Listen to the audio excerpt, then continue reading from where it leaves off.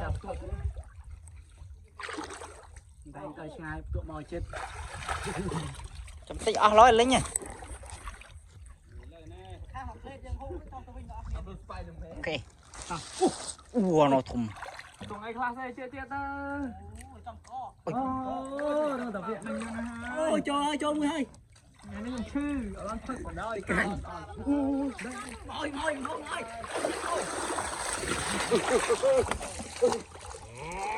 tôi tè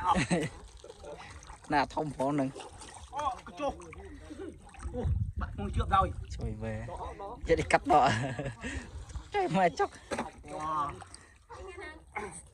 cho hòn nó bạn mông trời là bắt phải dùng múa lắm wow đây chán men chọc với tiền mà chắp ăn với tiền và hai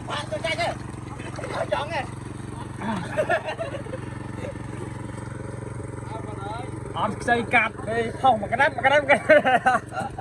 đấy cắt đấy sao lại thật đuôn mà nhổ tao thông à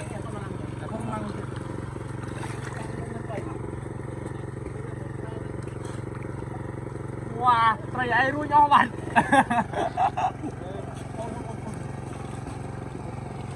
chậm với tiền và hai bay tí